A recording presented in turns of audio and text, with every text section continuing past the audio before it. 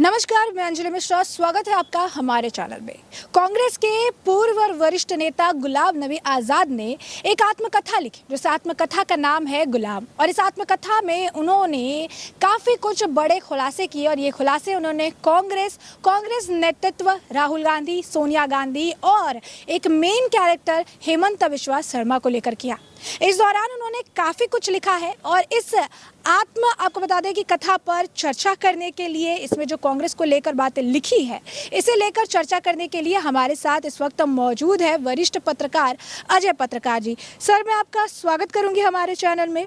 तो सर, आज हम चर्चा करने वाले हैं एक आत्मकथा जो कि गुलाम नबी आज़ाद द्वारा लिखी गई है, जिसमें उन्होंने ये कहा है कि जब हेमंता पार्टी में बगावत करने वाले थे, इससे पहले ही उन्होंने राहुल गांधी को इन्फॉर्म किया था, बताया था, लेकिन राहुल गांधी ने कहा कि उन्हें जाने दो। क्या कहेंगे इस पर आप? देखिए, जो गुलाम जी की जो आत्मकथा है उसके कुछ अंश हमको भी मिले हैं और आपको बता रहे हैं कि वो चूँकि पद्म विभूषण रहे हैं, सांसद रहे हैं, मंत्री रहे हैं, चीफ मिनिस्टर रहे हैं और कांग्रेस में शुरू से रहे और सोनिया परिवार के अगर सबसे ज़्यादा खास रहे हैं तो वो ऐसे शख्स रहे हैं जिनका परिवार नेहरू जी के साथ, मोतीलाल नेहरू जी के साथ, सबसे बड़ी बात इनके बाबा मोतीलाल नेहरू जी बहुत अच्छे दोस्त थे। उसके अलावा नेहरू जी से और इनके परिवार से बहुत अच्छे संबंध रहे। इनके स्वयं इंदिरा जी से और राजीव गांधी जी से और संजय गांधी जी से और राहुल जी से, सोनिया जी से बहुत अच्छे संबंध रहे। कश्मीर के बहुत अच्छे चीफ मिनिस्टर रहे। वो जो बात कह रहे हैं बहुत गंभीरता से कह रहे हैं और अभी तक के रिकॉर्ड में गुलाम नबी आज़ाद का एक भी एग्जाम्पल ऐसा नहीं है कि उन्होंने आउट ऑफ वो जा कर के किया हो बयान। जब भी विपक्ष में रहे तो विपक्ष के नेता भी इनको मानते रहे। यही एक वजह थी कि अटल बिहारी वाजपेयी का कश्मीर में सबसे ज़्यादा किसी को मानते थे तो गुलाम नबी आज़ाद को मानते थे। और आपको एक ऑफ द रिकॉर्ड बता दें कि अटल बिहारी वाजपेयी ने कुछ बातें गुलाम नबी आज़ाद से पूछ करके कश्मीर में सुधार किया, जो स्वयं मैडम ने बोला है, मुफ्ती ने भी, कि अटल जी ने बहुत सुधार किया था। तो जहाँ तक गुलाम नबी आज़ाद जो बात कह रहे हैं सही, मगर वहाँ उन्होंने एक बात और कही है, आपको बता दें कि उन्होंने कहा कि जब मैंने ये बात राहुल से कही कि वो जा रहे हैं और आप, तो उन्होंने तुरंत कहा कि मुख्यमंत्री नहीं बदला जाएगा, अब वो जा रहे हैं तो उन्हें जाने दीजिए, मत रोकिए। तो उन्होंने ये भी बताया कि उनके साथ बहुमत है असम में और नॉर्थ ईस्ट में बहुत बड़ा लॉस हो जाएगा। तब भी राहुल गांधी ने उनको झिड़क दिया कि बोले जाने दीजिए और उनसे कोई फ़र्क नहीं, कोई चेंजिंग नहीं होगी। फिर ये बात उन्होंने सोनिया जी को भी बताई। तो जैसा कि आप कह रहे हैं सर कि राहुल गांधी को उन्होंने कहा, राहुल गांधी ने कहा जाने दीजिए, लेकिन उस वक्त तो सोनिया गांधी जो थी वो कांग्रेस की अध्यक्ष थी और उन्होंने अपने आत्मकथा में ये चीज़ बताई है कि इसके बाद वो सोनिया गांधी के पास गए, उन्हें भी ये बात बताई कि हेमंता जो है बगावत करने वाले हैं। तो सोनिया जी ने भी इसे लेकर कोई रिस्पॉन्सिबल जो है जवाब नहीं दिया। साथ ही उन्होंने सिर्फ ये कह दिया कि शर्मा को बोलो ज़्यादा परेशानी क्रिएट ना करे। तो क्या आपको लगता है कि एक कांग्रेस के, आप कह सकते हैं, अध्यक्ष के तौर पर सोनिया गांधी की जिम्मेदारी नहीं थी कि वो उस वक्त इस मामले को गंभीरता से लेती? देखिए, आपको बताना है कि सोनिया से उन्होंने कहा, इस बात का उन्होंने मौखिक रूप से भी उन्होंने जिक्र किया था गुलाम नबी आज़ाद ने। तो उन्होंने यही बोला कि उनसे बोलो कि वो हेमंत से बोलो, समस्या न क्रिएट करो। हमेशा हेमंत बोलती थी उनको। इसके अलावा आपको बताना है, इस चीज़ का प्रूफ ये स्वयं हेमंत बिस्वा शर्मा ने ये बात कही थी कि वो राहुल गांधी के पास गए थे प्लान लेकर के कि पूरा नॉर्थ ईस्ट में कांग्रेस छा जाएगी। उन्होंने एक प्रपोजल दिया था, परंतु राहुल जी ने उनसे बहुत देर बाद मिले थे और उनको बामुश्किल बैठने नहीं दिया था। उस समय जिनके साथ बैठे थे, दूसरी बात, उनको पानी तक के लिए नहीं पूछा था।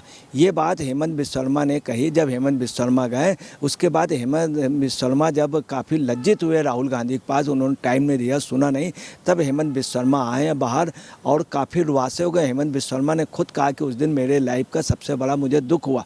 उसके बाद क्या हुआ कि वो सीधे गए अमित शाह के पास और अमित शाह के पास जाने, अमित शाह ने उनका प्रपोजल सुना और प्रपोजल के बाद तुरंत उनको चार्ज दे दिया। जब ये गए हैं तो इनके साथ 10 एमएलए तुरंत ही इमीडिएट उनके साथ चले गए।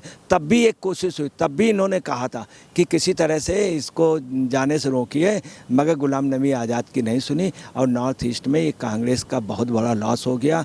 और मैं आपको बता रहा हूँ, जो नॉर्थ ईस्ट में जो बीजेपी आई है, बंगाल से लेके उड़ीसा तक, नागालैंड, मिजोरम, अरुणाचल प्रदेश, सब जगह उसमें हेमंत बिस्वा शर्मा है। सर एक और जो सवाल है वो ये है कि जब राहुल गांधी को ये बात कही गई तो गुलाम नबी आज़ाद ने लिखा है कि राहुल गांधी को जब मैंने ये बात कही तो राहुल गांधी ने कहा उन्हें जाने दो। उस वक्त मुझे ये समझ में नहीं आया कि राहुल गांधी अपना वर्चस्व दिखाने के लिए ऐसी बात कह रहे हैं या फिर उन्हें ये जो सिचुएशन है वो समझ नहीं आ रही है। तो ऐसे में इस तरीके का जो बयान राहुल गांधी ने दिया वो आपको क्या लगता है, वो राहुल गांधी का कॉन्फिडेंस था या ओवर कॉन्फिडेंस था? देखिए, ये राहुल गांधी का ओवर कॉन्फिडेंस था। एक बार हेमंत बिस्वा शर्मा से ऐसे बात हुई थी तो हेमंत बिस्वा शर्मा ने अभी कहा था कि राहुल गांधी जो है नर्सरी के स्टूडेंट हैं। ये हेमंत बिस्वा शर्मा ने उसके तुरंत बाद कहा था, अभी भी एक बयान में कहा था नर्सरी। दूसरा, वहाँ पे दो लॉबी चल रही। एक तो सोनिया जी अपने मनपसंद के लोगों को, जैसे चीफ मिनिस्टर उन्होंने कमलनाथ को बनाया मध्य प्रदेश का, और वहाँ पे गहलोत को बनाया। राहुल गांधी थे वो चाहते थे माधवराव सिंधिया को, उधर पायलट को। तो दोनों में ये भी है कि सोनिया जी चूँकि बड़ी हैं उन्हीं की चलती है, सोनिया और प्रियंका। तो राहुल जी में अपनी लॉबी को, अभी बीच में भी कांग्रेस में अध्यक्ष पद बदलने की जब बात हुई थी तो यही वजह थी, इन्होंने कुछ अपने आदमियों को थोपा था। तो हेमंत बिस्वा शर्मा उतने यस मैन नहीं थे, ये भी एक वजह थी। दूसरी बात, ये कांग्रेस का अपना आउटलुक था कि कई जगह कांग्रेस। अच्छा, एक चीज़ और है कि उन्होंने ये भी कहा था कि ये व्यक्ति जो है ये नॉर्थ ईस्ट में कांग्रेस को तबाह कर देगा। ये शब्द उन्होंने कहे थे गुलाम नबी आज़ाद। उसके बावजूद भी, इतना कड़ा शब्द के बावजूद भी, ना ही वो जागी ना ही ये जागे। तो एक बड़ा सवाल जो है वो ये है कि क्या राहुल गांधी की इस भूल ने नॉर्थ ईस्ट में कांग्रेस को तबाह कर दिया? बिल्कुल अवश्य तबाह कर दिया। आपको इनके बारे में बता दें, इन्होंने राजनीति शास्त्र से डॉक्टरेट ऑफ फिलॉसफी किया था और ये इतने काबिल आदमी थे। वहाँ पर एक डिग्री कॉलेज में, कॉटन डिग्री कॉलेज में ये छात्र संघ के सदस्य बने। उसके बाद ये लगातार राइज करते गए। इनकी जब मैरिज हुई 2001 में रिंकी से, तो अब उनके ससुर ने पूछा कुछ करता भी है लड़का कि नहीं, तो इन्होंने जवाब दिया था जाके अपने फादर से कह दो एक दिन चीफ मिनिस्टर बनेगा। और वास्तव में चीफ मिनिस्टर बने। अगले के पास प्लान है। असम में अगले ने जो जो काम किए वो आप समझ लीजिए कई सरकारें नहीं कर पाई। ये बात हम नहीं कह रहे हैं, ये वहाँ के विपक्ष के लीडर ने कही है।